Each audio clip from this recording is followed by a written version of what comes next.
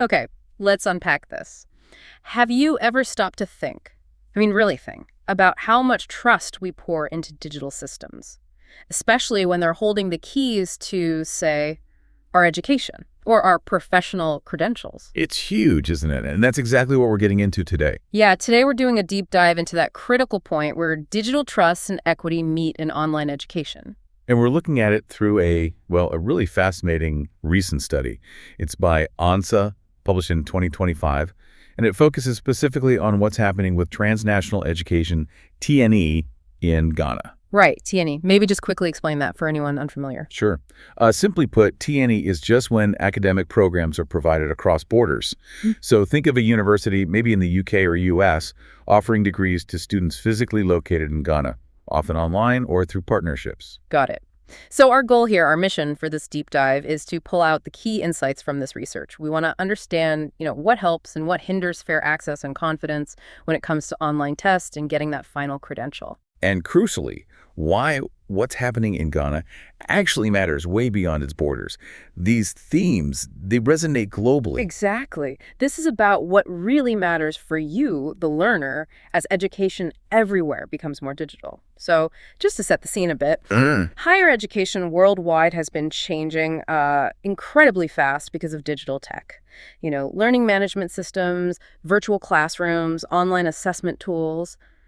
Works. Yeah, that shift was already underway, but things like the pandemic Right. just hit the accelerator, didn't they? Suddenly everyone had to pivot to remote teaching, remote exams, Totally. and these digital tools, they're not just add-ons for T&D, they're pretty much essential. They let institutions leap over geography, connect educators and students across continents. It's quite amazing, really. And Ghana's an interesting case study here, isn't it? It really is. Ghana's becoming a major educational hub in West Africa, Yeah. and they're actively trying to integrate these digital approaches, pushed along by national policies like their Education Strategic Plan and the Digital Ghana Agenda. Okay, and here's where it gets really interesting and where this study kind of focuses.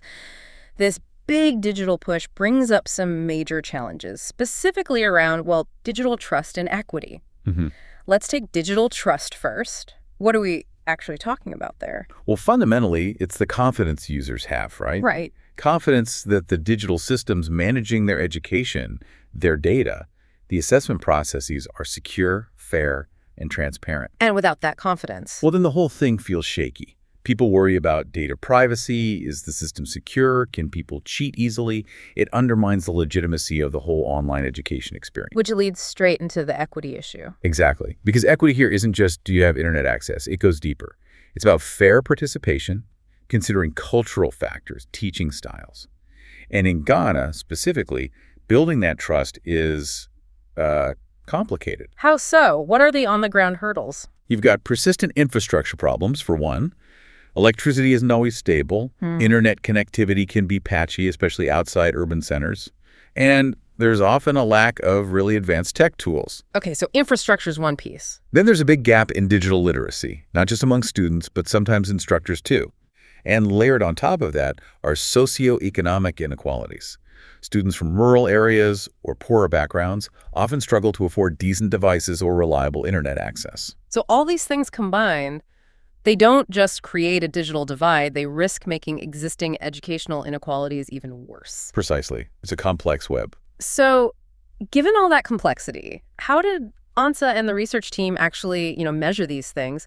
Trust and equity sound kind of intangible. Yeah, good question. They used a quantitative approach, basically a detailed survey across a large group of students, 800 undergraduates actually. Okay. These students were all in online or hybrid TNE programs, and they came from 5 of Ghana's leading public universities like the University of Cape Coast, University of Ghana, KNUS. Right, the major ones. Exactly. And the survey itself was pretty thorough. It gathered demographic info, obviously, but also dug into their access to digital infrastructure. How reliable is their internet? What devices do they use? It looked at socioeconomic stuff like household income and location. And the digital literacy and trust parts. Yep. They measured digital literacy using an adapted framework and assessed perceptions of digital trust and fairness in online assessments, building on established scales for measuring digital trust. So, quite comprehensive. Okay, got it. And what did they find? Let's start with the big picture, the main connections they saw in the data. Well, the correlations were really revealing. They found Moderate to high levels reported for things like digital literacy, infrastructure access, even socioeconomic status on average. But the key thing was that all these variables were significantly positively correlated, meaning they tend to move together. If one goes up, the others tend to go up too. And were there any particularly strong links? Absolutely. Perceived trust, for instance, had its strongest connections with student confidence in their online credentials. That makes sense. And really interestingly, with digital literacy. So the better your digital skills, the more you trust the system and believe in the qualification you get from it. That's what the data strongly suggests. It's fascinating because it shows building trust isn't just about the technology itself. It's deeply tied to the human side, the user's skills and confidence. That's a really powerful connection right there. Okay, so those are the correlations. Now let's zoom in. What did this study find predicts equitable participation and confidence in these online assessments? What really moves the needle? Right, so they ran regression models to figure that out. For predicting equitable participation, basically, who gets a fair shot in online assessments, the model was pretty strong, explaining about 54% of the variation. And the main drivers were? Well, the strongest predictors were pretty fundamental. Household income was a big one, living in an urban area versus rural, access to digital infrastructure like reliable internet and devices, and, again, digital literacy. So socioeconomic factors are huge. Definitely. But other things mattered too, like how much institutional support students felt they got for e-learning, the quality of feedback from instructors, and just basic internet stability. It really paints a picture of how that digital divide isn't just about tech, is it? It's woven right into broader social and economic realities. Exactly. It's not just about handing someone a laptop. Their whole context matters enormously for whether they can truly participate equitably. Okay, so that's participation. What about students' confidence? Their belief that the online assessments are actually legitimate and fair. What predicted that? That model explained a bit less, but still a substantial amount, around 47% of the variation in confidence. And the key factors there. Here, digital literacy was the absolute strongest predictor, by quite a margin, actually, followed by their general trust in online systems and, perhaps unsurprisingly, internet stability. Huh. So digital skills are even more important for believing the assessment is fair than for just being able to participate. That's what this suggests, yeah. Other things played a role, too, like having previous experience with online exams and how transparent students felt the institution was being about the whole process. So let me get this straight. If you feel competent using the tech, you trust the system generally, and your internet connection doesn't flake out halfway through an exam, you're much more likely to think, okay, this was a fair test and the result is valid. That's basically it, yeah. It makes intuitive sense when you think about it from the student's perspective. But what about the flip side? If a student doesn't have that proficiency, or their internet is unreliable, what's the cost? Not just for them, but for the institution, the credibility of the T&E program. Does the study dig into that lack of trust aspect? Yes, it does. And that's where it gets even more nuanced, looking at what they call mediation and moderation. It's about the mechanisms at play. Okay, break that down for us. Mediation first. So mediation is about how one factor influences another through a third factor. Think of perceived trust as, like, a psychological filter. The study found that trust partially mediated the link between digital literacy and equitable participation. Meaning, being digitally literate doesn't automatically lead to equitable participation. It works through trust. If you have the skills but don't trust the system, you might still hesitate or not engage fully. Same thing between infrastructure access and confident access helps build confidence, but largely because it builds trust first. Okay. So trust is like a necessary bridge between having the resources or skills and getting the positive outcome. You could put it that way, yeah. It's a key psychological step. And moderation, how does that fit in? Moderation is about factors that change the strength of a relationship. Here, the big moderator was institutional support. The university's role. Exactly. Strong institutional support, things like clear communication, good tech help, transparent rules, actually strengthen the positive link between digital literacy and trust. And it also strengthened the link between having good infrastructure access and trusting the system. So even if you're tech savvy or have great internet, if the university isn't supporting you properly, communicating clearly, you might still not fully trust the online assessment process. That's the implication. The institution's actions, its culture around online learning and assessment, significantly shapes how students feel, how much they trust the whole setup. It's not just about providing the pipes and the tools. Wow. Okay, that really underscores the university's responsibility. It's not just a platform provider, it's actively shaping the trust environment. Absolutely. So, bringing this all together, what does this research actually mean in practice for universities, for policymakers, and maybe most importantly for you, the student, trying to navigate this increasingly digital learning world? What are the big recommendations? Well, the study lays out several pretty clear strategic recommendations. First and foremost, prioritize expanding digital infrastructure. That means reliable internet, access to devices, maybe setting up digital hubs on campus, especially targeting those underserved student groups. And this needs partnerships, universities, government, private companies working together. Makes sense. What else? Second, integrate comprehensive digital literacy programs. Don't just bolt them on, embed them right across the curriculum.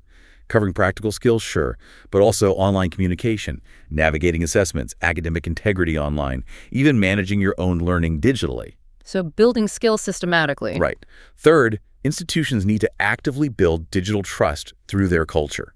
This is huge. It means clear, transparent policies on data privacy, on how online exams are run and monitored. It means communicating effectively, having proper ways for students to raise concerns, and making sure instructors are visibly involved and supportive in the online space. Okay, infrastructure, literacy, trust culture. What's next? Fourth, reimagine institutional support systems for the digital age. Think beyond just tech support. Integrate academic advising, online counseling, maybe workshops specifically on how to approach online assessments, make it holistic and accessible online. So wrapping support around the digital experience. Exactly. Fifth, for the policymakers and regulators, like Ghana's GTEC, the recommendation is to recalibrate TNE policy frameworks. Accreditation standards need to reflect the local realities, the infrastructure challenges, for instance, while still ensuring the qualifications are globally recognized. And those international partnerships need to co-develop curricula that are culturally responsive, not just imported wholesale. That's a crucial point for TNE specifically. And finally, number 6. Yeah. Institutionalize ongoing research and monitoring. Use data. Track how digital assessments are working, get student feedback, and use that evidence to continuously improve strategies. Don't just set it and forget it. It sounds like a real call for a shift in thinking, doesn't it? Moving beyond just adopting technology because we can, towards a more human-centered digital transformation. Building systems based on trust, fairness, inclusion. That's exactly the message. It's about making it work for people. And, we should also mention the study itself acknowledges its limitations, like any good research. Right, important for context. Yeah, it relied on students self-reporting their skills and perceptions, which can have biases. And it's a snapshot in time of cross-sectional study, so you can't definitively prove cause and effect. Plus, it's focused on Ghana, so while the themes are broad, the specific findings might not perfectly map onto, say, a country with vastly different internet infrastructure or educational policies. Okay, good to keep that perspective. But even with those caveats, this deep dive really hammers home that digital equity, real trust in the systems, and solid institutional support. They aren't just nice-to-haves or buzzwords. They seem to be the absolute bedrock for making online assessment meaningful and credible, especially in this growing world of transnational education. Absolutely. You can't achieve equitable participation just by giving people access. Yeah. You need that trust. You need the support. You need the whole system aligned, particularly when you're adapting global education models to fit local realities. Yeah, it really shows that building a digitally just way of learning and assessing isn't simply about being efficient or modern. It's about ensuring that the credentials people earn online are truly inclusive, seen as credible, and can actually open doors for every student wherever they are. And maybe a final thought to leave listeners with. Think about how these ideas, digital trust, equity, the impact of infrastructure and literacy might apply elsewhere, beyond education. Where else are we relying more and more on digital systems for really important high-stakes outcomes? Where else could a hidden lack of digital trust or these equity gaps be quietly shaping people's lives and their opportunities, maybe without us even fully realizing it?